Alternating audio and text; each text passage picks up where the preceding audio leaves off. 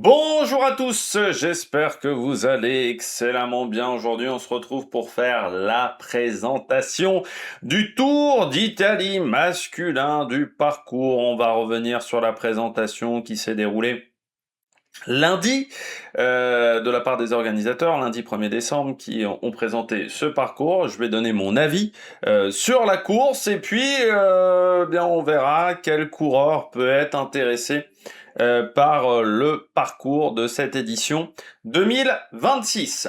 Allez, n'hésitez pas à vous abonner à la chaîne, à réagir dans les commentaires, à mettre un pouce bleu, à partager la vidéo sur les réseaux sociaux, notamment auprès de vos proches, si vous pensez que ça peut les intéresser. Dans les commentaires, n'hésitez pas à me dire eh bien, qui est votre favori pour cette édition 2026. Est-ce que vous pensez que ce parcours convient à un Danois de la Visma Lease Bike qui pourrait essayer de remporter le grand tour qui manque à son palmarès, et puisque vous aimez ou vous n'aimez pas sur le parcours de cette édition 2026. Si vous avez les moyens et que vous voulez soutenir mon travail, vous pouvez faire un super thanks, ça se passe dans les commentaires. Vous pouvez également booster cette vidéo, c'est gratuit.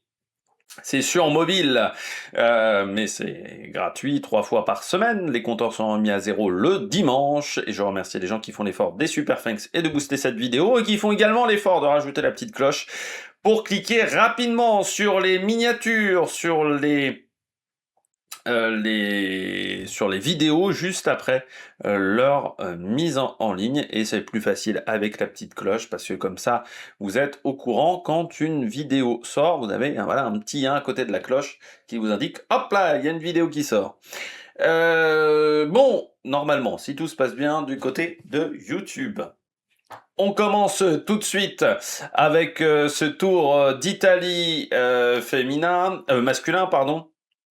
Alors que j'ai perdu mon stylo. Un tour d'Italie bien qui part encore de l'étranger, du côté de la Bulgarie. Ça avait été annoncé en amont de cette présentation, qu'on aurait un départ depuis la Bulgarie, un départ qui aura lieu un vendredi. Alors je pensais que moi c'était faisable qu'une fois tous les 3 ans. En gros, vous aviez le droit de partir de l'étranger le vendredi, mais qu'une fois tous les 3 ans, sinon fallait vous débrouiller pour démarrer un samedi. Bah, sauf que l'an dernier, en 2025, pardon, ils sont déjà partis un vendredi depuis l'Albanie. Donc là, ils le font 2 années d'affilée. Bon. Après, j'ai envie de dire, le jour où l'UCI s'attaquera aux organisateurs, les poules auront des dents, hein, comme on dit, parce que on attend toujours les résultats de l'enquête sur l'étoile de Bessèges, en passant. Non, parce que ça pourrait peut-être éviter qu'il y ait des morts sur d'autres épreuves. On attend toujours les enquêtes aussi sur ce qui s'est passé du côté des championnats du monde à Zurich. Hein, parce que là, il y a eu un mort ce jour-là. Puis, voilà, donc les organisateurs, de toute façon, ils font ce qu'ils veulent. Donc c'est un peu la fête du slip, hein, ce qui fait que le Giro en profite, hein, le RCS en profite. Bon, par contre, les finances des équipes vont encore apprécier le fait de partir de l'étranger parce que c'est des coûts supplémentaires, et que les organisateurs, eh bien, ne financent pas ces coûts supplémentaires des départs à l'étranger. Donc, c'est aussi pour ça que les équipes aujourd'hui ont des budgets de plus en plus importants. C'est aussi à cause de ces départs à l'étranger du côté des grands tours. Par contre, les organisateurs sont contents, ils prennent des chèques très importants, et les actionnaires sont heureux. Donc du côté de ce tour d'Italie, donc il part de la Bulgarie. Ensuite, on aura un passage par la suite et par la Suisse, et ensuite ça sera l'Italie pour une grande partie du parcours. Un parcours qui est quasiment au maximum du kilométrage de la part de l'UCI, mais on va voir tout de suite cela avec la présentation des différentes étapes de cette édition 2025 que j'ai enregistrée lundi soir, contrairement à cette vidéo que j'enregistre mardi matin. Vous savez tout désormais, la présentation du parcours de cette édition 2026 du Tour d'Italie. On passe tout de suite au parcours de ce Giro 2026. Départ depuis la Bulgarie, 3 pays qui seront traversés sur ce Tour d'Italie. On aura l'Italie, bien entendu, la Bulgarie pour les 3 premiers jours de course, également la Suisse. Particularité également de ce Tour d'Italie, vu qu'on part d'un pays étranger, qui est la Bulgarie, comme l'an dernier, il y aura un jour de récupération. Donc on partira le vendredi, Je pensais pas que c'était possible 2 années d'affilée, parce que normalement, le règlement UCI, on nous avait dit on avait le droit de le faire une fois tous les 3 ans. Mais bon, il semblerait que du côté de l'UCI, si on respectait les règlements, ça se saurait. Donc, et si on tapait sur les organisateurs, ça se saurait également. Du côté de l'UCI, on attend toujours la commission d'enquête sur l'étoile de Bessèges. Donc on aura trois étapes. Donc vendredi, samedi, dimanche, jour de repos, enfin jour de transfert le lundi entre la Bulgarie et l'Italie. Et puis ensuite, on aura donc 2 jours de repos pendant les 2 semaines qui suivent de compétition. Donc il y aura en fait 3 journées de repos, 2 véritables journées de repos, une journée de transfert. Commençant à en avoir l'habitude, il y aura également un petit passage par la Suisse. C'est ça le 3e pays, mais ça ne durera pas très longtemps. Au niveau du kilométrage, on est quasiment au maximum que l'on peut faire avec l'UCI. On est à 3400... 3400... J'ai oublié le kilométrage, ça va me revenir. Je vais retrouver... Ah, voilà, 3459 km de course. Je rappelle que le maximum, c'est 3005. Donc on est quasiment au maximum. L'étape la plus longue fait 246 km. L'étape la plus courte et le seul contre-la-montre de la course fera 40 km. On a, selon les organisateurs, 7 étapes accidentées, dont 5 arrivées. 7 étapes accidentées, 5 étapes de haute montagne, et on aura 8 étapes de plaine, 49 150 mètres de dénivelé positif, ce qui est une particularité de ce Giro, contrairement au Tour de France qui commence à faire un petit peu la course à l'échalote et à augmenter le kilométrage de dénivelé positif de ces éditions. Et bien là, ça sera moins du côté du Tour d'Italie pour un kilométrage qui pourtant est à peu près équivalent, parce que l'an dernier on était à 52 500 mètres de dénivelé positif, donc on en perd 2005, et surtout un Giro, comme je le disais, beaucoup plus équilibré. Vous allez le voir tout de suite avec donc cette carte déjà de la course que vous voyez, donc ce départ en Bulgarie. Et ensuite, on aura donc un retour par le sud de l'Italie, par Catanzaro, avant de remonter par le nord à partir de la 2e semaine de compétition. On aura une semaine qui sera dans la moitié sud et 2 semaines du côté de la moitié nord. La première étape, ça sera entre Nesbar et Burgas pour cette première journée. 155 km très plat, journée pour les sprinters. Et une journée assez courte aussi en kilométrage, parce qu'on verra que dès le départ en Bulgarie, on va avoir une étape assez longue. Donc oui, c'est pas forcément l'étape la plus intéressante. On aura donc un sprinter qui sera le premier maillot rose, normalement, hein, sans surprise, du côté de cette étape. Dès le lendemain, on a une étape un petit peu plus vallonnée. On va la regarder tout de suite, cette 2e journée de compétition. On part de Burgas pour aller à Veliko Tarnovo, et une étape de 220 km avec notamment une difficulté sur la toute fin de journée, une étape légèrement vallonnée, légèrement accidentée, avec 2 côtes de 3e catégorie au kilomètre 117 et au kilomètre 135, avant une dernière qui sera dans la dernière heure de course. Ce qui est intéressant dans cette étape, c'est que déjà, on a du kilométrage, et donc le Giro a compris, contrairement au Tour de France, que le cyclisme, c'était un sport d'endurance, parce que je rappelle qu'on a quand même plus de 200 km d'écart entre les 2 courses, ce qui est énorme. Quand même, il faut le souligner, il y a quasiment plus de 200 km d'écart. C'est vraiment pas anodin. 200 voire 300 même, parce que c'était 3150, je crois, le Tour de France, et oui, on a un kilométrage qui est énorme, une différence qui est énorme. Et donc, ils n'ont pas oublié que le cyclisme, c'est un sport d'endurance, et ils n'ont pas oublié également que sur des étapes longues comme ça, cette étape-là, si elle fait 150 km, la dernière montée de 3e catégorie, il se passe rien. Comme elle fait 220 km, déjà, ça va être très compliqué pour les sprinters, sauf les Mats Pedersen, hein. Mais très clairement, les sprinters de plat, ils vont pas la passer, cette dernière bosse. Et ensuite, l'arrivée en descente, bah, il y en a certains qui vont tenter de lancer des cartouches parce qu'il y a beaucoup d'équipiers qui seront fatigués au pied de la dernière difficulté du jour, ce qui va peut-être décanter la course. Alors j'espère par contre qu'avec cette arrivée en descente, enfin presque en descente, hein, je dirais que les 700-800 derniers mètres seront sur du plat, que les routes bulgares sont pas en trop mauvais état. Ça, c'est la grande interrogation. C'était déjà mon interrogation du côté de l'Albanie, parce que parfois, avec les infrastructures routières, on a parfois des surprises. Je pense que du côté de la Bulgarie, parce que je pense que c'est l'Office du tourisme bulgare qui doit gérer ça, je pense qu'on va essayer de passer par des coins magnifiques de la Bulgarie, et donc peut-être avec des infrastructures routières qui sont plutôt pas mauvaises. Mais ça, c'est toujours la grande interrogation, c'est l'hôtellerie et les infrastructures routières, parce que ce sont des pays qu'on voit assez peu en cyclisme. Il faut le rappeler, et c'était déjà mon inquiétude que j'avais du côté de l'Albanie. Et pourquoi je vous dis ça? Parce qu'il y a pas mal de morts sur les routes en Bulgarie. Notamment, il y a une route qui est assez connue entre la Roumanie et la Bulgarie, il y a beaucoup de morts.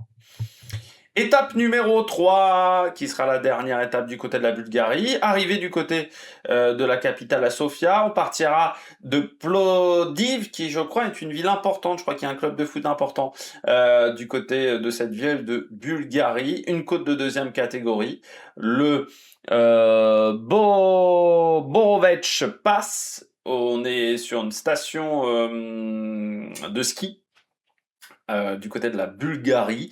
174 km. Le problème de cette difficulté, c'est qu'elle est à plus de 70 km de l'arrivée. Donc normalement, les sprinteurs devraient arriver au bout, à part si une équipe décide de mettre en route, ou 2-3 équipes décident de mettre en route pour faire mal à certains sprinteurs qui n'aiment que le plat. Ça, après, ça dépendra des coureurs qui seront au départ de cette édition du Giro 2025. Et s'il y a déjà un sprinter qui a dominé sur la première étape, ça pourra jouer également. Donc une journée un petit peu plus courte. On arrive à Sofia. Pour l'aéroport aussi, hein, c'est une des facilités. Je pense qu'on prendra, les coureurs prendront l'avion, je pense, le soir même pour arriver en Italie, ce qui ferait que la journée du lundi sera une vraie journée de récupération de ces 3 premiers jours en Bulgarie. Donc, lundi, jour de transfert, mardi, première étape du côté de l'Italie. On part de Catanzaro pour aller à Cosenza, 144 km d'une étape assez dynamique, assez courte, et surtout avec une côte de deuxième catégorie. Est-ce que ça donnera des idées à des punchers pour tenter d'éliminer les sprinters? Est-ce que ça donnera des idées à Mats Pedersen pour tenter d'éliminer ses adversaires sprinters? Peut-être, parce qu'ensuite il n'y aura que 40 km à contrôler, dont de la descente, et même une petite bosse dans la descente ici. Donc ça peut intéresser des sprinters qui voudraient faire la différence. Je trouve que c'est une étape qui est assez intéressante. Là, le fait de l'avoir rendue courte, ça va la rendre dynamique, cette étape-là. Et je trouve qu'on a bien géré le kilométrage. De toute façon, je trouve que c'est un Giro qui est bien construit. Je ne sais pas si ça donnera une belle course, mais je trouve que ce Giro est bien construit. Donc voilà, du côté de l'Italie, pour cette première étape italienne, une étape assez courte. Un lendemain de journée de transfert. Alors normalement, ces premières journées de transfert sont plus faciles à gérer que les dernières journées de repos pour la remise en route, parce que là on n'aura eu que 3 jours de course, donc après une pause, normalement la remise en route devrait se faire sans trop de difficultés du côté de Catanzaro, mais une étape intéressante je trouve, dans son kilométrage, dans sa construction pour arriver du côté de Cosenza. Le lendemain, c'est une étape de moyenne montagne. Alors Potenza, ces dernières années sur le Giro, on est plusieurs fois allé dans le coin ou dans la région de Potenza, très connu pour ses pneus, Bridgestone. Potenza, c'est une région d'Italie qui est très vallonnée. Ce sont pas des grosses difficultés, mais c'est un enchaînement de petites bosses, il n'y a pas un mètre de plat. Voilà, ça fait partie des coins où on sait qu'on peut trouver des étapes de moyenne montagne. Et cette étape-là, elle est intéressante aussi parce qu'elle est quand même de 204 km. Alors c'est vrai que j'aurais aimé 20-30 km de plus. Après, on était vraiment dans les limites hautes du côté de l'UCI.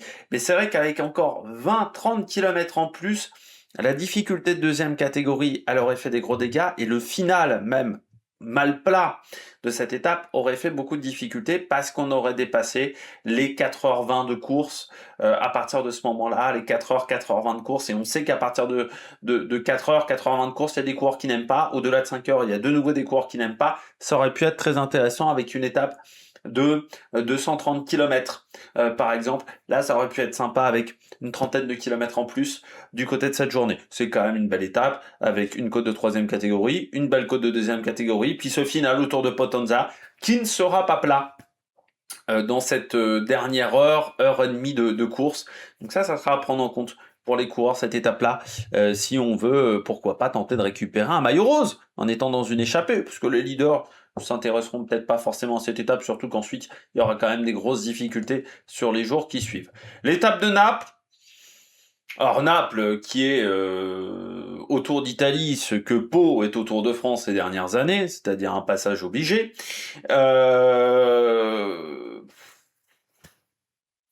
Ouais. C'est pas la meilleure étape qu'on ait construite autour de Naples. Voilà.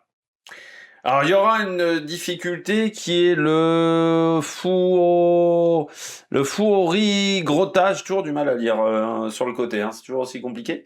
Le Fouri Grotta. Mais c'est une côte de 4e catégorie, même si elle est à une dizaine de kilomètres de l'arrivée, un peu moins du côté du sommet. Est-ce que ça permettrait de faire des différences? Tout dépendra si le final est technique autour de Naples. Ces dernières années, on avait plutôt tendance à arriver le long de la mer, donc sans forcément des grosses difficultés en termes de virage. Mais Naples, c'est quand même connu pour être une ville où la circulation est difficile. Donc si on est autour de Naples, dans des petites rues, ça pourrait, pourquoi pas, avec une descente technique, permettre de faire des différences. Surtout qu'on aura un premier passage à Naples. Hein. L'entrée à Naples se fera quasiment 15 bornes auparavant. Donc on sera peut-être vraiment dans le centre de Naples à cet endroit-là. Ce qui pourrait peut-être être intéressant pour faire des différences avec les infrastructures routières. Sinon, ça sera une étape pour sprinter et sans grand intérêt. Le lendemain, eh bien, le blocos pour cette journée qui est déjà dans la tête de beaucoup de coureurs. Dès l'étape 7, une arrivée au sommet. Dès l'étape 7, 246 km au programme. Le blocos, alors c'est dur, c'est pas non plus, enfin c'est pas le collet de la Finestrée non plus, le blocos, mais c'est dur. C'est une montée dure. Pendant très longtemps, c'était un peu la montée majeure en Italie, puis bon, depuis, on a pris quand même d'autres difficultés. Le problème du blocos, c'est que souvent, on l'a mis tout seul, et sur des étapes très courtes. Je me souviens, une année, il y avait une étape de 80 bornes ou un truc comme ça. Là, c'est pas très intéressant, le blocos. Là, ce qui va rendre cette journée très difficile, bah, c'est qu'on a 246 km. Et 246 km, dont, à partir du kilomètre 130, 140, c'est-à-dire les 100 derniers kilomètres qui sont également mal plats, bah ça va faire mal aux pattes, quoi. Et puis on a quelques bosses en début de journée aussi, hein. Mais à partir du kilomètre 135, vous voyez, on a quand même un enchaînement de difficultés qui sont pas des montées très longues, mais ça va faire mal aux gambettes, quoi. Et puis bah, le blocos qui arrive après 5 heures de course, c'est pas le blocos qui arrive après 2h30. C'est-à-dire qu'après 5 heures de course, c'est plus la même affaire. Les jambes répondent pas de la même manière. Et en plus, les grimpeurs du peloton moderne, à part Pogacar qui fait, et Remco Evenepoel qui sont habitués à faire des courses de 250 bornes, beaucoup sont pas habitués tant que ça à faire des courses longues, à faire des classiques. Vingegaard, par exemple, qui fait pas de classique, il va peut-être souffrir, lui, dans la dernière heure de course. Donc il faudra se méfier pour certains coureurs qui est pas par manque d'habitude, par le fait qu'on va pas à Liège-Bastogne-Liège, qu'on va pas à l'Amstel, qu'on va pas sur le Tour de Lombardie ou au championnat du monde, des grandes difficultés dans la dernière heure et demie de course. Là, c'est ce qui pourra arriver pour certains coureurs. C'est aussi une étape où il faudra prendre en compte que dans les 100 derniers kilomètres, on descend rarement en dessous de 700-800 mètres d'altitude. Hein. Donc on sera quand même sur un long plateau sur les 100 derniers kilomètres de course. Donc ça aussi, ça à prendre en compte. C'est pas de la haute altitude, hein, mais ça peut fatiguer un petit peu encore plus l'organisme. Donc tout ça enchaîné, ça peut faire une étape extrêmement difficile si en plus il y avait de la pluie. Ça peut rendre une étape dantesque et faire déjà des écarts majeurs après 7 jours de course. Étape très intéressante, je trouve. Le lendemain, faut se rappeler que la veille, on aura fait 246 km. Cette étape-là, de nouveau, 160 bornes, assez courte, mais un enchaînement de petites bosses. Arrivé au sommet du côté de Fermo, alors certes c'est une côte de 4e catégorie, mais là encore, sur les 50 derniers kilomètres, on a un enchaînement de 4 difficultés répertoriées au classement de la montagne, plus 2 petites bosses qui, elles, ne sont pas au classement de la montagne ici, et qui s'enchaînent en 3 kilomètres. Et vu que la veille, on aura eu déjà une étape longue, qu'on aura eu une nuit peut-être courte aussi, hein, parce que si on arrive assez tard, on est au sommet d'une difficulté, donc c'est pas toujours facile de rentrer à l'hôtel. Bah, avec une récupération qui aura peut-être pas été optimum pour certains coureurs, ça peut peut-être faire des différences. Et puis là, on aura eu quand même une première semaine assez longue, donc il y aura aussi la fatigue physique et mentale, parce que bon, la journée de transfert, c'est pas une journée de repos non plus, hein, c'est une journée qui est toujours particulière, vous êtes dans les avions, dans la paperasse, c'est particulier une journée de transfert à gérer. Donc il faudra voir aussi au niveau de la fatigue et de la fatigue mentale, et certains auraient peut-être déjà la tête à la première journée de repos. Et le lendemain, eh bien, une nouvelle arrivée au sommet entre Cervia et Cormo à l'Escalé. En temps normal, je vous aurais dit 184 km avec 2 difficultés au programme. Ça me passionne pas des masses. Surtout que c'est pas des pourcentages dignes de la Vuelta. Mais, après une première semaine où on aura eu 2 étapes à 220 km et plus, dont une 2 jours auparavant, pas mal d'étapes nerveuses quand même sur cette première semaine, où ça peut être nerveux, il y en a peut-être des qui vont subir un petit peu le contre-coup sur cette journée de compétition, sur cette étape. Donc ça peut faire des écarts sans forcément qu'il y ait beaucoup de difficultés, parce qu'auparavant, on aura fait une construction de course intelligente où il y aura des difficultés qui s'enchaîneront pas mal. Donc ça peut être une étape intéressante. Sur le papier de base, tu me mets ça au bout de 4 jours de course, je te dis on va s'ennuyer comme des merdes. Tu me mets ça la veille de l'arrivée, je te dis ouais, bof, à part s'il y a peu d'écart au niveau du classement général. Par contre, au bout de 8 jours de course, 9 jours de course, avec 2 étapes à plus de 200 bandes, ou une première semaine où on aura quand même accumulé du kilométrage, ça peut être très intéressant comme étape à suivre. Après une première journée de repos et une journée de transfert, après une première semaine de compétition, quoi de mieux que de redémarrer avec le seul contre-la-montre de ce Tour d'Italie, hein. Quand je vous dis depuis plusieurs années que le contre-la-montre est une espèce en voie de disparition, ça commence à se voir quand même assez nettement, même sur les grands tours. Et un contre-la-montre, par contre, de plus de 40 km, mais tout plat, tout plat, entre Viareggio et Mazza, lendemain de journée de repos. Faut l'enquiller celui-là, hein. Par contre, l'avantage, c'est qu'ensuite, pour les coureurs qui n'aiment pas le contre-la-montre, il n'y a plus rien.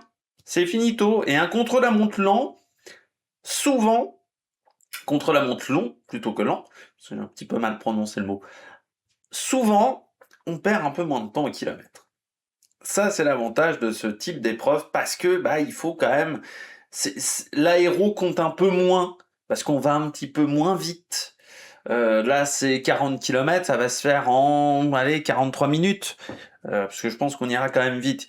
Mais 43, 44 minutes, il y a quand même une gestion de l'effort à avoir sur cet exercice-là. Et puis un lendemain de journée de repos, il y a des coureurs qui n'aiment pas. Qui n'aiment pas les lendemains de journée de repos, et pour eux, ça risque d'être une grande souffrance. Donc il faudra bien enquiller la journée de repos et bien récupérer, et bien remettre la machine en route entre Viareggio et Massa, donc sur ce contre-la-montre tout plat. Je pense qu'on sera sur des belles routes. Le lendemain, nouvelle étape vallonnée, je pense là pour Baroudeur, lendemain de contre-la-montre, 40 km, il y aura déjà des écarts au niveau du classement général. Étape typique pour baroudeur, mais elle est intéressante parce elle peut être indécise jusque tard. Il peut y avoir un petit peu de tactique dans cette étape entre Porcari et Chiavari, avec notamment le San Bartolomeo, côte de troisième catégorie. Ce sont pas des côtes extrêmement dures, extrêmement longues, mais bon, c'est une étape vraiment intéressante, je trouve, de moyenne montagne. Et je dirais victoire baroudeur pour cette étape-là. Le lendemain, eh bien, une étape de sprint, on n'en aura pas eu beaucoup au final. Il n'y a pas beaucoup d'étapes de très haute montagne, mais il n'y a pas beaucoup d'étapes de sprint non plus du côté de ce Tour d'Italie, à part le départ en Bulgarie.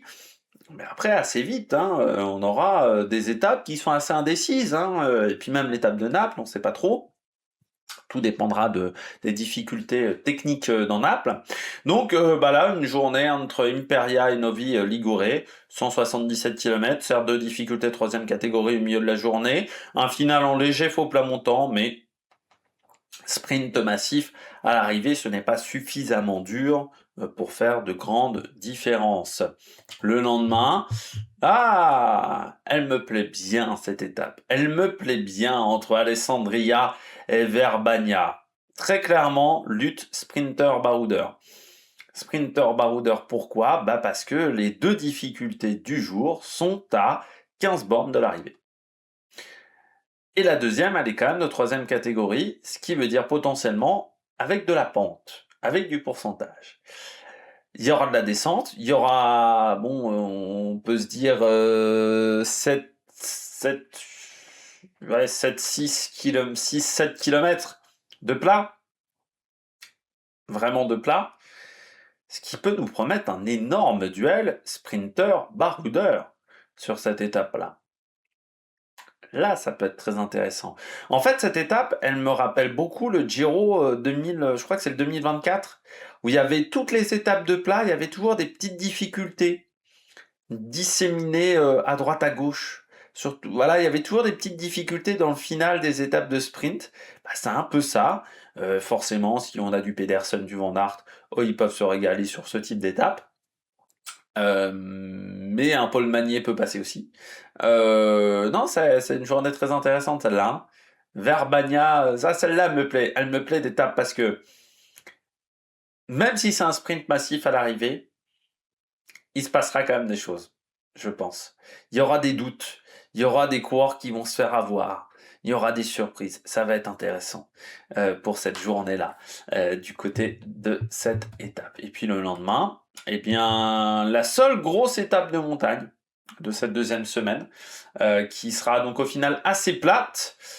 Après, on a eu des deuxièmes semaines de Giro qui est encore plus plate que ça. On aura quand même une étape de montagne, 133 km entre Aoste et Pila, une journée difficile du côté de cette étape, parce qu'on aura quand même, alors déjà un kilométrage assez réduit, et des enchaînements de côtes. Vous le voyez, on partira déjà au pied d'une difficulté à Saint-Barthélemy, et puis après, on aura l'enchaînement entre le Lin Noir et Vérogne, et puis le final vers Pila, qui est quand même une difficulté assez longue, une difficulté de 17 km, et on aura eu quand même pas mal de petites choses à se mettre sous la dent auparavant, en sachant que dans la première moitié de course, on a au final deux difficultés, dont une de troisième catégorie et une de première catégorie. C'est surtout sur la deuxième moitié d'étape, on va enchaîner les difficultés,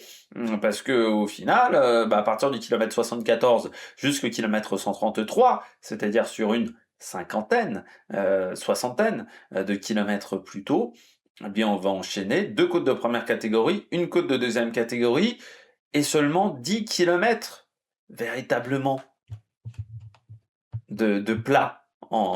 Donc c'est très peu, 10 km de plat. Donc ça va être intéressant, en rappelant encore que c'est la seule grosse étape de montagne de cette deuxième semaine. Donc si on est un petit peu loin au classement général après le contre-la-montre individuel, ça peut être une opportunité du côté de cette journée. Et le lendemain, il fallait faire une étape pour arriver à Milan. On a fait l'étape pour arriver à Milan. C'est même une particularité de ce Giro 2025. on visitera à la fois Milan et Rome, c'est pas arrivé souvent dans l'histoire du Giro. Je crois que la dernière fois c'était 2009. On avait visité ces deux grandes villes d'Italie. Je rappelle que pendant des années, Milan c'était la ville d'arrivée du Giro. On n'arrivait pas à Rome parce que Milan c'était la ville de la Gazzetta dello Sport, qui est le fondateur du Giro. Ça fait pas depuis très longtemps qu'on arrive à Rome, même hein, sur le Tour d'Italie avec ce circuit autour de Rome. Là, ça sera un circuit autour de Milan, un circuit assez court hein, au final, parce qu'il fait 10 km. Donc ça veut dire qu'on va le prendre à de nombreuses reprises sur une étape qui elle aussi sera très courte, hein, 136 km. Non, ce n'est pas la fin du Giro, ça sera seulement la fin de la deuxième semaine. Donc une deuxième semaine moins longue en kilométrage. Il y a peu d'étapes longues au final. On n'ira pas au-dessus de 180 km. Peu d'étapes difficiles, mais il faudra pas rater les grandes échéances. Il faudra pas rater les grandes échéances, que ce soit pour les sprinteurs ou que ce soit pour les grimpeurs, et les coureurs qui veulent jouer le classement général pour éviter d'être hors jeu avant la troisième semaine de compétition. Dernière semaine de compétition, normalement sur un Giro, on enchaîne les très grosses étapes de montagne jusqu'à une overdose de haute montagne. C'est la grande différence en 2026, vous allez le voir tout de suite. Alors certes, lendemain de journée de repos, bon, une arrivée au sommet.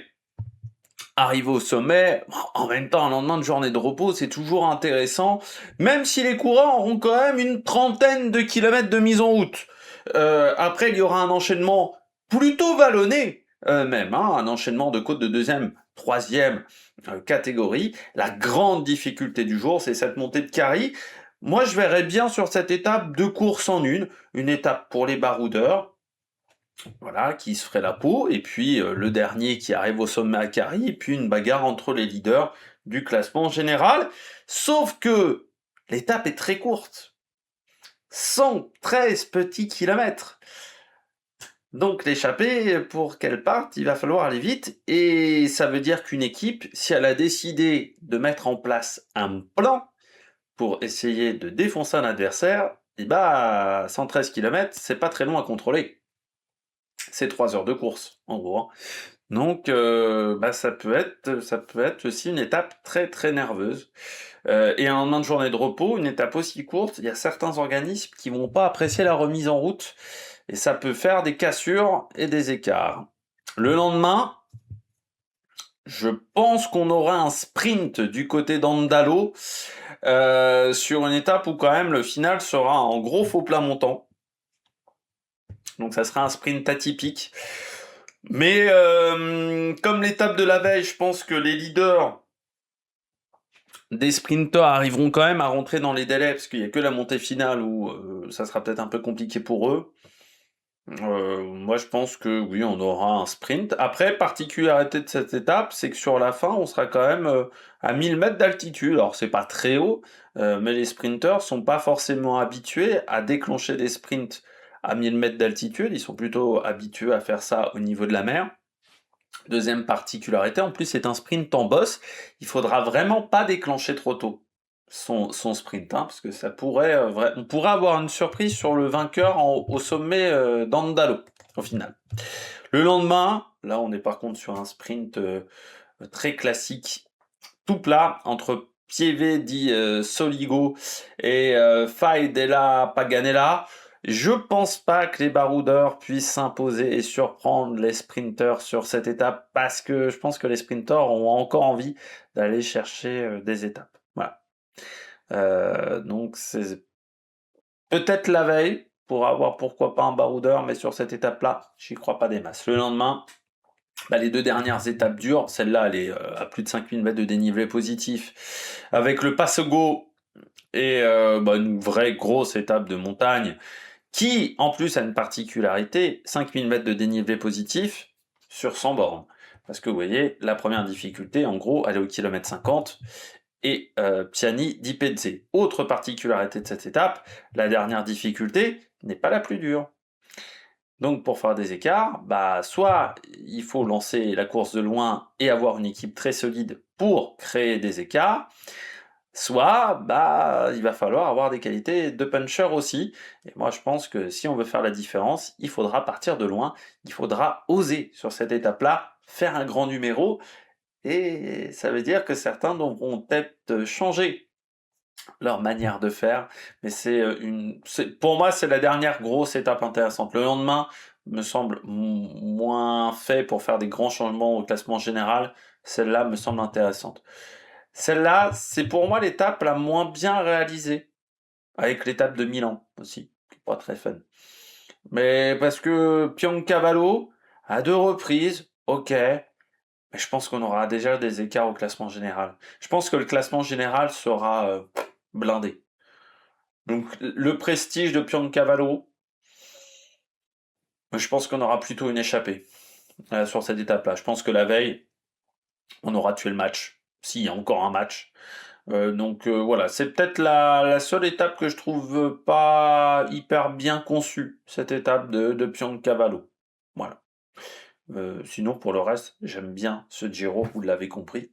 Et puis ensuite, eh bien, on aura l'étape de Rome, un classique, 130 km. Bon, on est habitué à voir ce genre d'étape du côté de Rome. Donc vous voyez, il y a de quoi faire pour les sprinteurs, il y a de quoi faire pour les grimpeurs. Les seuls peut-être un peu mis de côté, ce sont les punchers. Et encore, il y aura peut-être des belles bagarres punchers, sprinters sur ce Giro qui, je trouve, est très équilibré. Contrairement aux années précédentes, on avait tendance à tout mettre en troisième semaine. Peut-être qu'on a enfin compris qu'avec les aléas climatiques et la neige, il fallait pas seulement miser sur la troisième semaine, mais un peu plus équilibrer la course. Mon avis sur ce Tour d'Italie, eh bien, encore un départ depuis l'étranger. Alors, vous savez que ça m'énerve pour le Tour de France, mais ça m'énerve également pour le Tour d'Italie.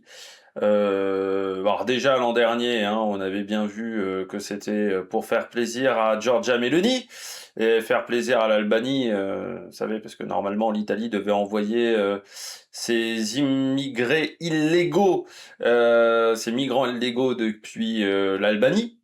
Sauf que, bah, en fait, ils ont envoyé un bateau et puis le bateau il est revenu parce qu'en fait ils se sont aperçus que ça ne respectait pas les droits de l'homme et que ça ne respectait pas les conventions dans tous les sens. Donc ils se sont dit ah merde. Par contre ils ont filé un gros chèque à l'Albanie et le Giro faisait tout pour faire plaisir également à l'Albanie. Alors est-ce que ce départ en Bulgarie est lié également à un intérêt politique? J'ai pas entendu de choses là-dessus sur des accords entre la Bulgarie et l'Italie, mais peut-être que c'est le cas. On sait que le Giro a souvent été lié politiquement à la présidence italienne et a souvent voulu faire plaisir à la présidence italienne sur de multiples époques. Donc oui, encore un départ depuis l'étranger, un départ depuis la Bulgarie. Bon, encore, il y a une étape qui va être intéressante. Voilà, sur les trois. Mais c'est vrai que j'en ai un peu marre de ces départs à l'étranger. En plus, sur des pays qui n'ont pas véritablement de culture cycliste. Le tour, enfin, en plus, ça existe le Tour de Bulgarie hein, en cyclisme. Ça aussi, ça me fait marrer parce qu'il y a déjà des tours nationaux. Et quand un grand tour comme le Tour de France, comme le Tour d'Italie, comme le Tour d'Espagne part depuis l'étranger d'un pays qui a déjà un grand tour, ça me fait toujours rire. Mais en plus, là, on est sur un pays bon, qui a pas de culture cycliste. La Bulgarie, qui a même pas une grande culture sport, parce qu'il y a quand même autant, bon, à l'époque, peut-être du bloc de l'Est, on voyait pas mal de Bulgares dans différents sports. Ces dernières années, la Bulgarie dans le sport, il n'y a pas beaucoup d'épreuves où on a un Bulgare extrêmement connu dans les différentes disciplines, par exemple comparé à la Roumanie le pays d'à côté. Donc c'est un petit peu dommageable, voilà, ces départs à l'étranger, parce qu'on voit que c'est vraiment pour récupérer un chèque, c'est pour récupérer énormément d'argent, sauf qu'encore une fois, bah, les équipes, elles, n'ont pas de financement supplémentaire pour ces départs à l'étranger, et Marc Madiot s'en était plaint, notamment avec les départs du Tour de France à l'étranger, mais après, il faudra pas venir se plaindre s'il y a des équipes qui ont du mal à payer leurs coureurs, ou qui ont du mal à être performantes parce qu'elles n'arrivent pas à récupérer les meilleurs coureurs quand on voit que les coûts fixes au niveau du cyclisme ont tendance à exploser, que ce soit les coûts au niveau transport, parce qu'il faut amener les bagnoles, le coût d'essence, mais également ces coûts-là d'organisateurs qui partent un petit peu dans tous les sens et qui veulent partir depuis l'étranger. Bon, Alors, on a un Tour de France qui ressemble à un Giro et un Giro qui ressemble à un Tour de France. C'est un peu la réflexion que l'on peut avoir après la présentation de ces deux parcours. On a un Tour de France qui essaye de tout miser sur la troisième semaine, même si, encore une fois, je pense qu'il y aura déjà des écarts avant la troisième semaine, et qui a une overdose de montagne, comme on a connu sur certaines éditions du Giro, avec cette course à l'échalote au niveau du dénivelé positif, et sur l'enchaînement des montagnes, des montagnes, des montagnes, ou qu'on a connu également sur la Vuelta, et un Giro qui semble assagi. Est-ce que ce serait pas le Giro de la maturité, comme on dit avec les albums des chanteurs? Mais c'est presque ça, parce que on a l'impression qu'on a compris les erreurs que l'on faisait auparavant et qu'on a décidé de réarranger les choses. Et donc on a une course qui est beaucoup plus équilibrée, avec une fin de première semaine qui va être difficile, une deuxième semaine un petit peu plus calme, et une troisième semaine où on a des difficultés, mais on a aussi des opportunités pour d'autres coureurs. C'est-à-dire que c'est pas une troisième semaine où tous les jours c'est une étape avec 5000 mètres de dénivelé positif. Il y aura certes une étape avec 5000 mètres de dénivelé positif en troisième semaine, mais déjà il n'y en a qu'une.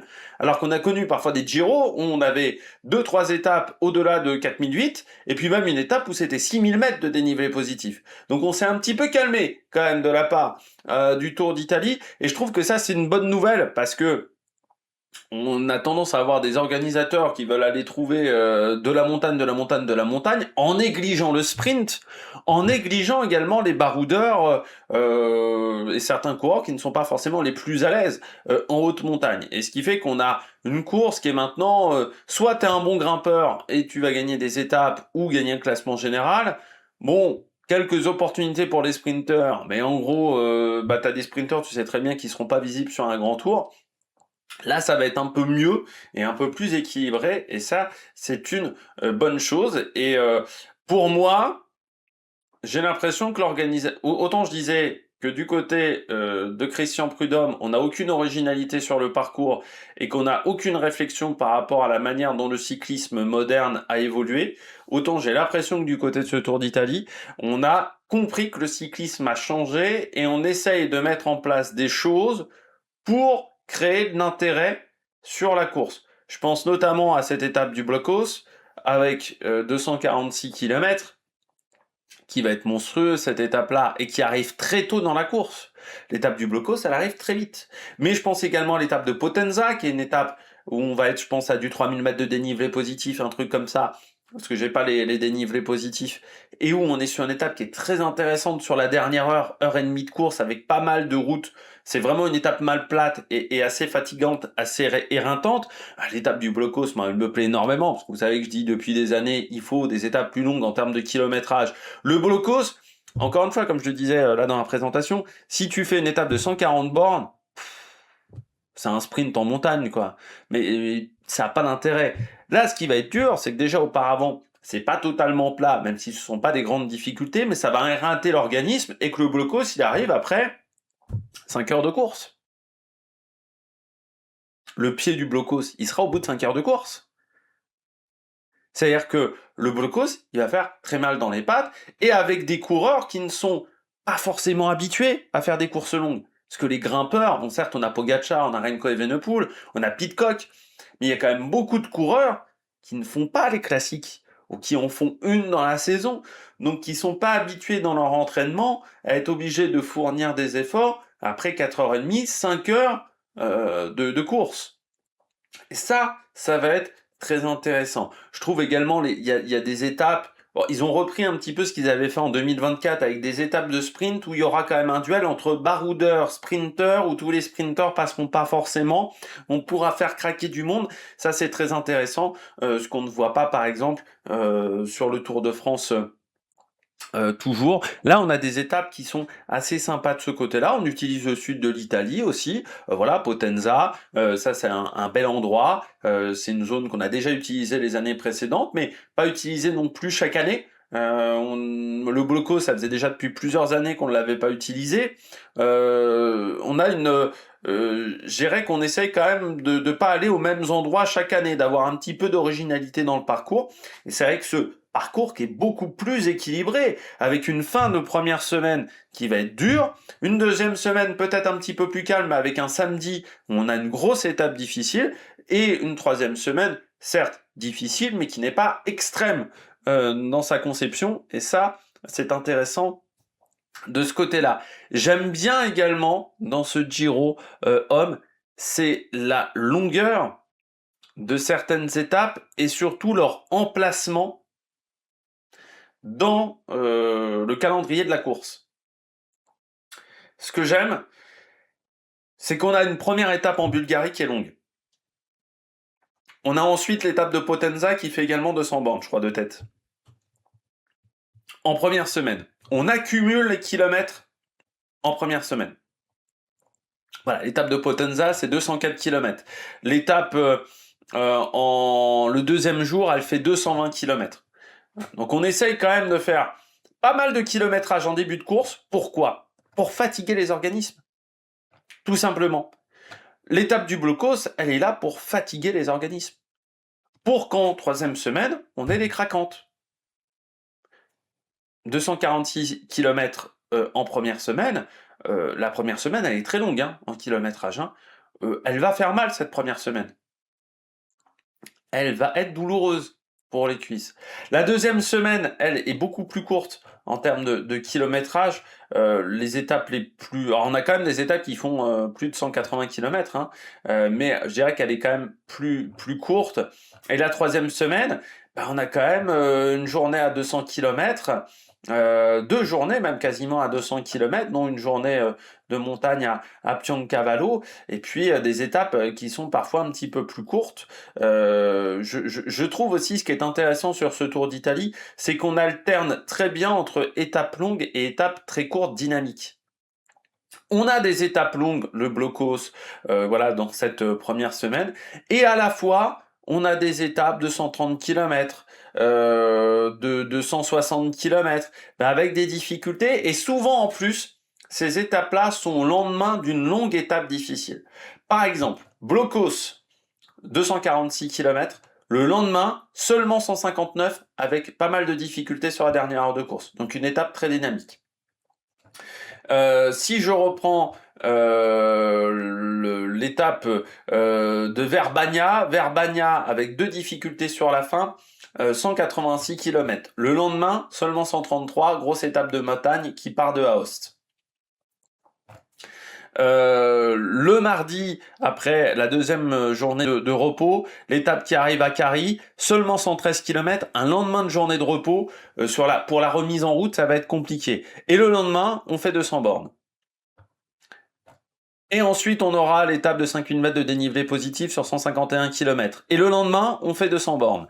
Donc on alterne, je trouve, extrêmement bien entre les étapes longues, les étapes courtes, et on essaye de faire des étapes avec un rythme qui est très différent d'une journée à une autre, avec parfois des étapes où ça va être un peu plus attentiste, ou des étapes qui vont être un peu plus rapides. Mais je trouve qu'il y a une belle alternance au niveau du kilométrage, et des enchaînements qui sont très intéressants, notamment cette fin de première semaine, le dernier week-end de cette première semaine, les 3 étapes, blocos, le lendemain on fait 150 bornes, le lendemain on fait 180 km avec une arrivée au sommet.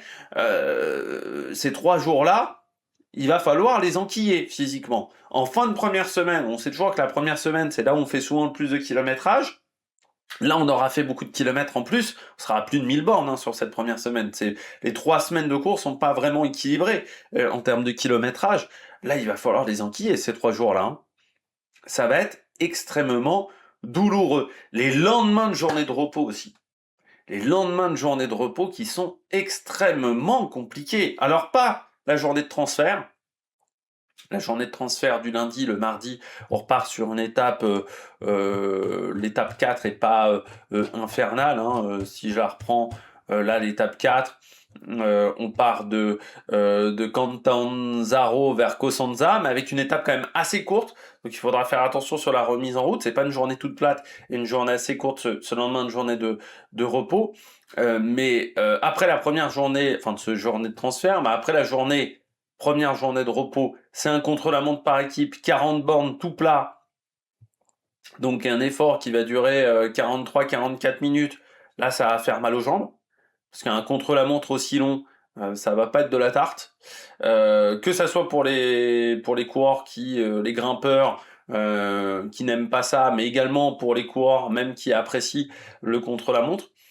Et puis, bah, le lendemain de la deuxième journée de repos, c'est 113 km arrivé au sommet. Donc une étape très courte où la remise en route va faire mal. Les 2 remises en route de journée de repos, elles vont être extrêmement douloureuses. Ça, il va falloir le prendre en compte pour la préparation. C'est pas un Giro qu'aurait aimé Romain Bardet. Parce que les lendemains de journée de repos de Romain Bardet, c'était quand même pas l'idéal. Et là, ça va être très très compliqué de ce côté-là. On revient sur le chrono. Alors, un seul chrono, c'est vrai que c'est un peu dommageable, parce que déjà sur le Tour de France, en chrono individuel, on n'en aura qu'un seul au final, mais un vrai chrono pour spécialiste, est long, 40 bornes, 40 km, c'est long, c'est très long, il y a une vraie gestion de l'effort à avoir. C'est pas un chrono de 25 minutes. Et puis en plus, c'est des temps d'effort. Encore une fois, je dis toujours, quand c'est un chrono de 30 minutes, les coureurs maintenant font tellement de tests d'effort sur l'année qu'ils se connaissent parfaitement sur ce qu'ils peuvent faire en watts sur 5 minutes, 10 minutes, un quart d'heure, 30 minutes. Mais au-delà de 30 minutes, ils connaissent pas leur valeur en watts. On fait pas des tests d'effort de 45 minutes, 1 heure. On n'en fait pas. Et là, bah, il y aura peut-être des surprises avec des mecs qui vont partir rapidement et qui vont avoir du mal à finir. Et un lendemain de journée de repos, en plus, tes sensations peuvent être un peu traîtres, parce que tu peux te dire, oh, j'ai super bien récupéré, je me sens hyper bien, donc je vais partir un peu au-dessus de mes valeurs, et puis t'écrouler complètement. Et puis en même temps, faut pas partir trop prudemment, parce qu'il n'y a pas de difficultés sur le parcours qui peuvent te remettre dans le jeu en augmentant ton effort. Là, c'est un parcours qui est linéaire. Donc, faut pas partir prudemment, parce que si tu perds 1 minute après le premier intermédiaire, tu récupéreras pas 1 minute. Et en plus, c'est un chrono long. Donc, ça veut dire que certes, c'est plat, techniquement, c'est pour les spécialistes, mais l'écart au kilomètre sera pas si énorme que ça. Par rapport à un chrono de 25 km. Il y a, certes, bon, un Fortunato, il va se prendre 5 minutes 30 sur un chrono comme ça. Mais, il y a des coureurs qui vont, je pense, plutôt réussir à limiter la casse. Parce qu'ils vont être très bien dans la gestion de l'effort. Donc ça, il faudra se méfier. Et puis en plus, il est placé extrêmement tôt dans la course. Il est placé le 10e jour, lors de la 10e étape. Les 10 étapes qui suivent, il n'y a plus de contre-la-montre. C'est-à-dire, pour les coureurs qui adorent ça, je pense à Roglic, je pense à Vingegaard ces derniers temps sur les chronos, ça n'a pas été forcément fantastique, mais par exemple, on pourrait dire un Pogačar, un Remco Evenepoel, même un Vlasov par exemple, ou un Lipovitz, qui est bon dans l'exercice. Oui, mais après, il y a 10 jours, il va falloir bosser en montagne. Hein. Il va pas falloir négliger la montagne sur le parcours de ce Tour d'Italie. Donc c'est placé très tôt, et un lendemain de journée de repos, ça va être très intéressant à suivre. Dommage, c'est la deuxième semaine, qui est un petit peu plus faiblarde, même si, malgré le fait qu'elle soit un petit peu plus faiblarde, ça ne veut pas dire qu'elle n'est pas intéressante. Mais c'est vrai que pour le classement général, en gros, il y aura mardi le contre-la-montre, et le samedi où il y aura une grosse étape de montagne entre Aoste et Pila. Pour le reste, pour le classement général, il n'y aura pas grand-chose à se mettre sous la dent. Milan, ça sera une étape toute plate. Novi Ligure, normalement, ça sera également pour les sprinters. Et Chiavari et Verbania, il n'y aura pas de différence au niveau des leaders du classement général. Pourquoi ? Parce que Verbania, c'est la veille d'une étape difficile, donc les mecs vont pas griller des cartouches dans tous les sens. Et que l'étape de Chiavari, les montées sont pas, je pense, suffisamment dures pour faire des écarts au niveau du classement général, et ça sera le lendemain du contre-la-montre. Donc si en plus il y a un mec qui a mis 2 minutes à tout le monde, il y aura un peu un contre-coup mental peut-être sur l'étape de Chiavari. Donc c'est peut-être une étape qui va être une semaine qui va être un petit peu plus calme pour le classement général. Par contre, il y aura des opportunités pour les baroudeurs, il y aura des opportunités pour les sprinteurs. C'est une étape, l'étape de Chiavari, on peut se dire quand même, et l'étape de Verbania, est-ce que ça sera un sprint? Est-ce que des baroudeurs arriveront à résister jusqu'au bout? Là, il y aura du gros suspense. Bon, Novi Ligure et Milan, là, c'est un peu moins intéressant. Mais sur ces étapes-là, et il y a beaucoup d'étapes où il y a des bosses dans le final et on se dit, est-ce que ça sera un sprint? Est-ce qu'il n'y a pas des baroudeurs qui peuvent essayer de s'en sortir en prenant l'échappée matinale ou des attaquants, des punchers sur la fin d'étape qui peuvent réussir à faire la différence? Et est-ce qu'on aura tous les sprinters? Est-ce que certains passeront pas à la trappe? Il est très intéressant sur certaines étapes de se dire ah bah quel va être le scénario, c'est pas encore sûr quoi. Quand on voit le parcours on se dit je sais pas, je me dis est-ce qu'on aura des attaques dans tous les sens, est-ce qu'on s'ennuiera complètement, ça c'est assez intriguant. Bon, dommage par contre c'est certaines étapes, moi je pense l'étape de Naples par exemple. Bon, alors à part si ça tournicote un petit peu dans le final au niveau des virages, mais en gros c'est pas l'étape la plus dure qu'on ait vue du côté de Naples. On aurait peut-être pu faire un peu mieux. L'étape de Milan, qui arrive un peu comme un cheveu sur la soupe, cette étape de Milan. Un dimanche, étape en circuit. On se demande un peu ce qui est fou là, cette étape. Alors je pense que c'était dans l'idée d'aller à Milan et à la fois à Rome, ce qui n'a pas été fait depuis une quinzaine d'années. Qu'un Tour d'Italie qui passe pas à Milan, alors que c'est la ville de la Gazzetta dello Sport, ça ferait un petit peu tâche, mais on voit que on a décidé de mettre cette étape qui est complètement plate en plus. Hein. On se demande un peu ce qui est fou là dans le programme. L'étape de Naples aussi, on voit que c'est pour, je pense, donner une opportunité pour les sprinteurs parce qu'on aura eu quelques étapes difficiles les premiers jours, mais je pense qu'on aurait pu mieux la construire cette étape-là. Alors il y aura une bosse à 7-8 km de l'arrivée, mais il y en a qu'une. Donc ça sera peut-être un petit peu léger. Alors il faudra voir si sur la fin ça tournicote beaucoup, ce qui pourrait peut-être changer la donne. Et puis la veille de l'arrivée également, l'étape du dernier samedi du côté de Pioncavallo avec ce double passage à Pioncavallo. Je sais pas ce que ça va vraiment donner. Parce que la veille, on aura eu une étape de 5000 mètres de dénivelé positif. Les coureurs seront peut-être un petit peu fatigués par ce Giro qui aura été éreintant. Et cette étape de Pioncavallo, je ne sais pas s'il y aura beaucoup de spectacles sur cette journée-là. Alors il y a ce double passage à Pioncavallo en plus, donc ce qui va faire une grosse zone de transition entre les deux montées de Pioncavallo. Voilà, je suis pas vraiment convaincu par la construction de cette étape la veille de l'arrivée. Ce que j'aime également dans ce Giro, c'est qu'on aura des sprints massifs. On aura des sprints massifs. Autant sur le Tour de France homme, il n'y en aura pas tant que ça. Parce que Christian Prudhomme ne sait pas construire des étapes intéressantes sur le plat. Autant on aura des sprints massifs et comme je le disais également, des étapes très indécises. Avec parfois des difficultés sur la fin de journée. Où on se dit, ah bah, s'il y a sprint, il n'y aura pas tout le monde. Et s'il n'y a pas tout le monde, des Milan, des mecs comme ça, est-ce qu'ils arriveront à passer? Donc ça peut être intéressant. Et est-ce que des mecs comme Andresen, comme Matt Pedersen, qui passent un peu mieux les bosses, peuvent vraiment très très bien s'en sortir? Et ça peut rendre ces étapes-là piégeuses pour les leaders du classement général, en se disant, faudra pas prendre une cassure.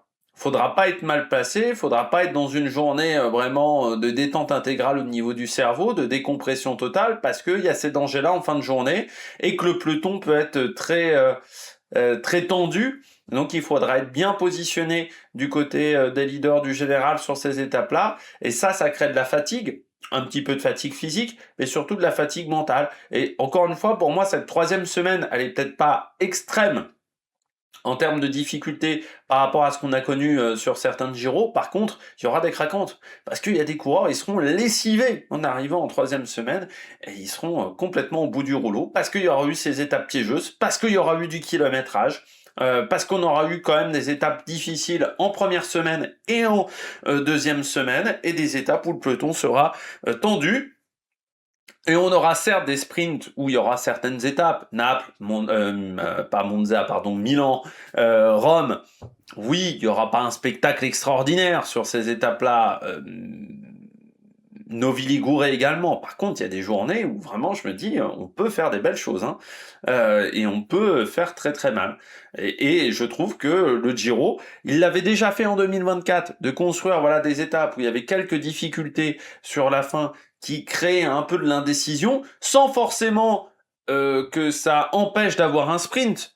Comme ce qu'on a eu cette année sur le Tour de France, par exemple l'étape de Rouen, ou l'étape il y avait l'étape de Rouen où on savait que ça serait très compliqué qu'il y ait un sprint, je sais plus quelle étape également, où on savait que ça serait compliqué d'avoir un sprint également parce que c'était peut-être un peu trop difficile sur la fin. Là, les sprinteurs peuvent encore passer ces difficultés-là. Donc ça va nous donner vraiment de l'indécision entre sprint, mais en même temps pour les sprinteurs, bah déjà certains vont peut-être pas réussir à passer les bosses pour ceux qui sont les moins bons grimpeurs. Derrière, les équipiers auront peut-être du mal à contrôler la fin d'étape, ce qui donnera peut-être des opportunités pour les attaquants sur ces étapes-là. Et ça, c'est très intéressant, et aussi pour l'échappée matinale, si elle arrive à prendre de l'avance. Donc ça, il faudra faire attention. Et on aura donc des opportunités pour tout le monde. C'est ça qui est... Alors, sauf pour les rouleurs, on va dire, parce qu'il n'y a qu'un seul contre-la-montre. Mais on aura des opportunités pour tout le monde. Pour les sprinteurs, pour les baroudeurs, également. Et les baroudeurs, pas forcément les meilleurs grimpeurs des baroudeurs. Également des baroudeurs qui sont un peu plus rouleurs. Il y aura des opportunités pour eux. Pour les attaquants, pour les punchers, il y a également des possibilités d'opportunités, bien entendu, pour les purs grimpeurs, pour les baroudeurs grimpeurs, également tout le monde aura sa carte à jouer sur ce Giro, et ça c'est très intéressant parce que le parcours est très équilibré sur cette course. Alors, mon avis par rapport au Tour de France homme, un petit peu la comparaison entre les deux courses. Bah pour moi c'est quasiment un inversement de réflexion. Pendant des années, le Tour de France essayait de pas faire la course à l'échalote au niveau des dénivelés positifs en se disant on est la plus belle course du monde, on n'a pas besoin de ça.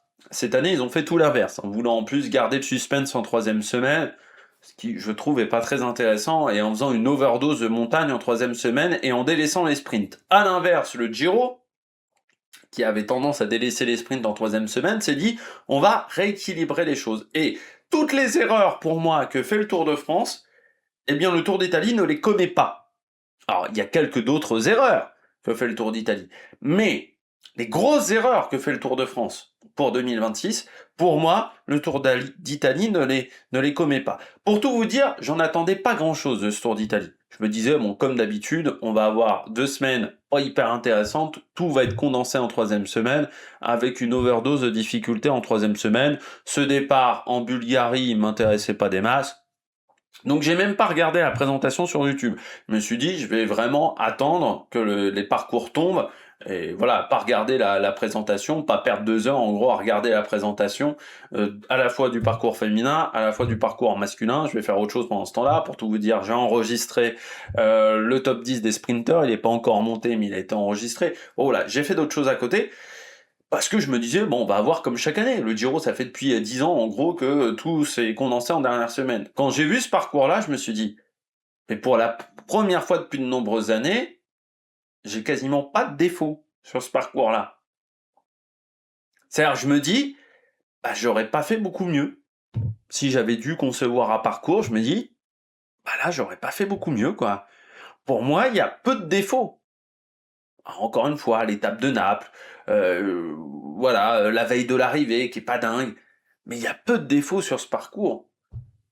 Et ça fait plaisir. Je trouve alors ça veut pas dire qu'on aura un parcours qu'on aura une course extraordinaire en termes de spectacle, mais pour moi, les organisateurs ont tout fait pour qu'on ait des rebondissements, pour qu'on ait des surprises, et pour qu'on ait une course intéressante sur 3 semaines. Et pas seulement sur la dernière semaine. Et ça, bah, ça fait plaisir.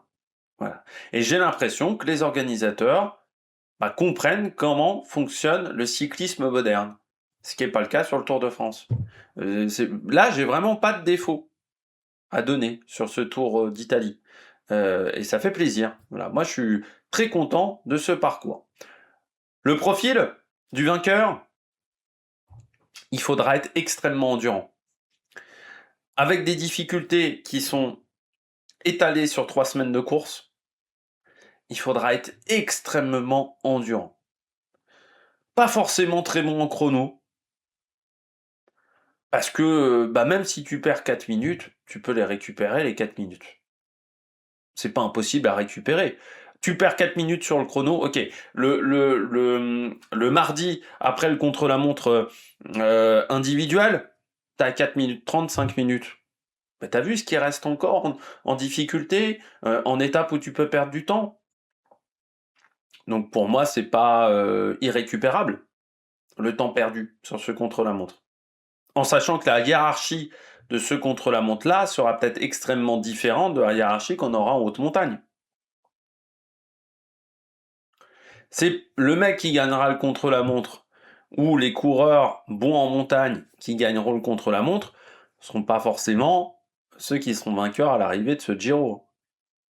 Parce qu'il faudra être très bon en montagne pour gagner ce Giro. Très dur de contrôler la course. Très dur de contrôler la course pour une seule équipe. Et pourtant, le gros problème de ce parcours, c'est que les leaders du classement général risquent de récupérer le maillot de leader très rapidement. Soit dès l'étape du blocos, donc après 7 jours de course, si on n'a pas laissé un coureur ou une échappée s'en aller avec pas mal d'avance pour le classement général, soit le contre-la-montre de la 10e étape. Où là, pour moi, le mardi soir, ça sera l'un des meilleurs du classement général qui récupérera le maillot. Le problème, c'est qu'ensuite, tu as toute cette deuxième semaine à contrôler avec des étapes qui vont être fatigantes pour les équipiers, mais pas intéressantes pour faire des écarts au niveau du classement général, ce qui fait que tu peux te retrouver en troisième semaine à avoir une équipe qui est lessivée, et à te retrouver tout seul, et à t'attaquer de toutes parts, et à être fatigué. Et il y a peu d'opportunités en plus pour redonner le maillot à un autre coureur qui serait pas dangereux pour le général. Parce que le problème, c'est qu'après ce contre-la-montre individuelle, comme il y aura eu l'étape du blockhouse, comme il y aura eu les 2 étapes qui suivent le blockhouse, beaucoup de coureurs seront déjà à 30 minutes. Donc tu vas pas perdre 30 minutes sur un Nico Dance. Donc ça sera quasiment impossible de redonner le maillot rose à un coureur qui n'est pas dangereux au classement général, un minimum dangereux. Et là, ça peut être très compliqué à gérer pour l'équipe du leader au soir du contre-la-montre individuel. Il faudra bien se connaître, parce que les lendemains de journée de repos, oui, les lendemains de journée de repos, le fait de tenir un pic de forme sur longtemps, il faudra bien se connaître. Il faudra être sûr de soi. Il faudra pas douter, parce que perdre du temps au blocos n'est pas irrémédiable non plus. Ok, t'es pas super sur l'étape du blocos. Oui, mais en troisième semaine, tu peux encore récupérer beaucoup de temps. Et tu peux perdre beaucoup de temps aussi en troisième semaine. Donc il faudra bien se connaître, notamment pour les journées de repos. Faut pas forcément être puncher. Alors après, il faudra pas se faire piéger sur les étapes un petit peu plus punchy, mais c'est pas non plus des murs. Il n'y a pas d'étape avec des murs. Donc là, c'est intéressant pour les coureurs qui sont pas hyper puncher. Autant certaines années, quand t'étais pas puncher, aller sur le Tour d'Italie, c'était un petit peu compliqué. Autant cette année, il faudra surtout être très bon en montagne. Et puis pour moi, c'est un tour qui va être très formateur pour les jeunes coureurs. Moi, si je suis Paul Sexas, je vais sur ce Giro. Pourquoi il est très formateur? Déjà des difficultés sur les 3 semaines de course. Donc c'est-à-dire que tu vas savoir tout de suite si ton corps réagit bien aux efforts et s'il récupère bien des efforts. Tu le sauras tout de suite. Tu peux être hors jeu après une semaine de course, parce que tu n'auras pas bien récupéré. Tu as des étapes longues avec des étapes courtes, des étapes avec des rythmes qui vont être très différents entre les étapes très longues, les étapes très courtes. Ça, c'est intéressant. Les étapes difficiles, un lendemain de journée de repos, tu sauras tout de suite si ton corps réagit bien aux journées de repos. Donc, pour moi, c'est très formateur pour les jeunes coureurs parce que tout ce qu'ils retrouvent dans un grand tour, ils vont l'avoir dans celui-là. Donc, tous les jeunes coureurs qui veulent découvrir le monde des courses de 3 semaines, eh bien, je pense que ce Giro est une bonne chose. Donc, pour moi, un Paul Sexas devrait aller sur ce Giro. Est-ce que c'est un Tour d'Italie fait pour Vingegaard? Bah, on pourrait dire beaucoup de montagnes contre la montre. Il faut être performant sur 3 semaines. Bon, Vingegaard, normalement, il sait faire. Moi, il y a quand même un défaut pour Vingegaard. C'est la confiance en lui. C'est quand même un coureur qui est assez surprenant parce que c'est l'un des meilleurs coureurs du monde, mais qui n'est pas le coureur qui est le plus confiant en ses capacités. Et surtout, il aime pas récupérer un maillot de leader trop tôt. C'est pas le truc qu'il adore. C'est-à-dire devoir gérer, autant Pogacar devoir gérer 3 semaines de course, il l'a déjà fait, c'est pas un problème pour lui, autant Vingegaard, il est beaucoup plus calculateur. Sauf que, encore une fois, à cause de ce blocos, à cause de ce contre-la-montre individuel, t'es obligé de récupérer le maillot au bout de 10 jours de course. Et ça va peut-être le gêner, Vingegaard. C'est pas le truc qu'il va préférer. Voilà. Après, le chrono, je suis pas sûr qu'il soit ultra rapide sur le chrono de 40 km. Parce qu'on l'a vu ces derniers temps sur les contre-la-montre, Vingegaard, il a tendance à perdre pas mal de temps dans cet exercice-là. Enfin, c'est pas le plus mauvais, hein, mais je suis pas sûr qu'il arrive à faire un carton sur ce contre-la-montre-là. S'il tombe face à Almeida ou face à Del Toro, je pense qu'il perdra du temps. Et puis, ça peut convenir aussi à un Genley, tenir 3 semaines de course. Voilà, par exemple. Un Genley, ça peut lui convenir. Il faudra être très endurant et très bon en 3e semaine. Ça sera obligatoire pour être efficace sur ce Tour d'Italie. Et un Joao Almeida, par exemple, peut être très performant, parce qu'il y a peu d'étapes très punchy. Donc lui qui aime prendre son temps pour être performant sur les étapes de montagne, il y a quand même des étapes avec des enchaînements de cols. Ça, pour Joao Almeida, c'est fantastique. Par contre, pour un Remco Evenepoel, oui, c'est peut-être pas l'idéal. Moi, je me méfierais d'un Lipovitz, par contre, sur ce Tour d'Italie. Parce que Lipovitz, le chrono de 40 km, lui, il peut faire un carton. Et il se connaît très bien. Du fait qu'il vient du biathlon aussi. Donc je me méfierais d'un Lipovitz. Mais Remco Evenepoel, je pense que ça lui convient pas. Et ça lui convient pas plus pour moi que le Tour de France. Donc autant aller sur le Tour de France que d'aller sur ce Tour d'Italie, en sachant que sur le Tour de France, bon, s'il perd face à Pogacar, on lui en tiendra par rigueur, et il aura plus de chances de battre Vingegaard, qui aura peut-être le Giro dans les pattes. Voilà, donc ça peut être un avantage. Mais oui, ça peut convenir à des coureurs qui tiennent bien 3 semaines. Il faudra être très bon en 3e semaine sur ce Tour d'Italie. Ça sera une obligation. Eh bien, j'espère que vous avez aimé cette vidéo. Si vous avez aimé cette vidéo, n'hésitez pas à vous abonner à la chaîne, à réagir dans les commentaires, à mettre un pouce bleu. Et puis nous, eh bien, on se retrouve pour de nouvelles aventures, notamment la présentation de la Vuelta, qui aura lieu dans une quinzaine de jours. Allez, ciao ciao sur la Mec Production.